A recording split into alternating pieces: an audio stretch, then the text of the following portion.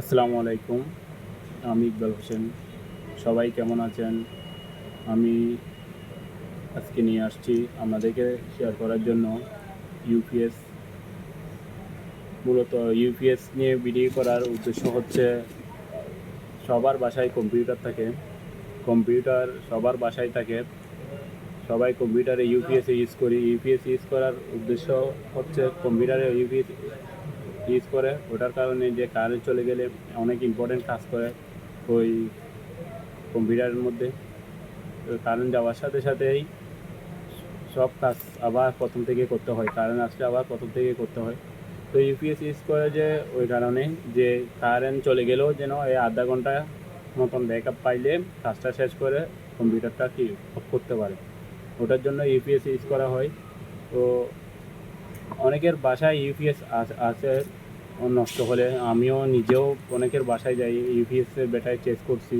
তো অনেকজনকে সময় দিতে পারি না ঠিক মতন, বললে আজকে যাব কালকে যাব বলে যাইতে পারি না। অনেকে চেস করবে বলে বা ব্যাটারি কেনার বয়ে বা আমাদেরকে মেকানিক্যাল চান্স একটা ওই মেন্টিসকে ডাকানোর জন্য অনেক ধরনের অজুহাতের কারণে এগুলো করা হয় না, ব্যাটারিটা চেস করা হয় না। তো ব্যাটারিটা চেস করতে হবে কখন জানেন? যখন আপনাদের ইউপিএসের ব্যাকআপটা থাকে না, কারেন্ট যাওয়ার পর ইউপিএসের ব্যাকআপ 1 মিনিটও দেয় না, সাথে সাথেই ইউপিএস অফ হয়ে যায়, ব্যাটারি লো হয়ে ইউপিএস হয়ে যায়। তখন আপনার থেকেই এই ব্যাটারিটা চেঞ্জ করতে হয়। তো আমরা অনেকে এটা বুঝি না বিধায় দোকানে নিয়ে যাই, মেকানিক্যাল দোকানে নিয়ে যাই, এটা চেঞ্জ করে দেয়। তো 1 দিন সময় নেই, 2 দিন সময় যায়, অনেকের সময় নষ্ট হচ্ছে। তো এই ইউপিএসের ব্যাটারি চেঞ্জ করা তেমন কঠিন কিছু কাজ না। আর এটা চেঞ্জ করতে কোনো ধরনের যন্ত্রও লাগে না। আপনারা বাসায় নিজেদের ইউপিএস আপনারা নিজেরাই ব্যাটারি চেঞ্জ করতে পারবেন।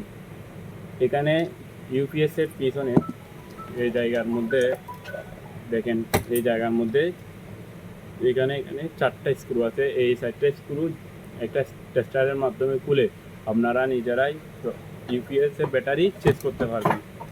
এখানে কোটিং কিছু নাই।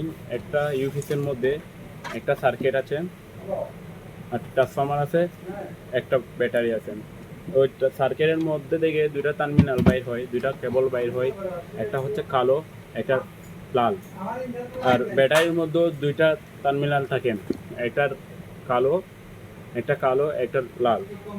যে পুরনটা খুলবেন ওইভাবে সেম দেখে দেখে লাগাই দিবেন। আর না হলে এখানে মার্ক দেওয়া আছে, কালোটা মাইনাস, এই কালো তারটা লাগবে, আর লালটার মধ্যে এই লালটা লাগবে। হ্যাঁ, দুটোটা টার্মিনাল লাগাই দিয়ে ফিটিং করে দিবেন। হ্যাঁ, দেখবেন আগের মতন ব্যাকআপ, নতুন ইউপিএসের মতন ব্যাকআপ পাবেন আপনারা। এখানে কোডিং বিষয় কিছু না, যেভাবে খুলবেন সেম ব্যাটারিটা ওভাবেই লাগাবেন। হ্যাঁ, দেখবেন নতুন ইউপিএসের মতন আপনারা ব্যাকআপ পাচ্ছেন। তো এখানে আশা করি আপনাদেরকে আমি বুঝাতে পারছি। হ্যাঁ, না বুঝলে জানাবেন কমেন্টের মাধ্যমে, আমিও আপনাদেরকে বোঝানোর চেষ্টা করব না বুঝলে। এখানে কোডিং তেমন কিছু নেই, একটা সার্কিট আছে। আর ভয় পাওয়ারও কোনো কারণ নাই, ভয় পাইলে কোনো কাজই করতে পারবেন না। তো খুলে শুধু ব্যাটারিটা যেভাবে আছে ওইভাবে লাগাই দিবেন এখানে। তো ওটা শেয়ার করার জন্য আপনাদের মাঝে আজকে ভিডিও নিয়ে আসা। আর ব্যাটারি দোকানেও পাবেন, এমন যে কোনো ইলেকট্রিক দোকানেও পাইতে পারেন। তেমন দাম না, একটা 450 টাকা থেকে 500 টাকা নিবে, বুঝছেন? তো আমার ভিডিওটা যদি ভালো লাগে থাকে আমার পেজটাকে ফলো দিবেন। আমি এই ভিডিওগুলো ইউটিউবে ছেড়ে থাকি, যদি ইউটিউবে দেখে থাকেন তাহলে পেজটা সাবস্ক্রাইব করে দিবেন আর লাইক শেয়ার দিবেন। সবাইকে ধন্যবাদ। আসসালামু আলাইকুম।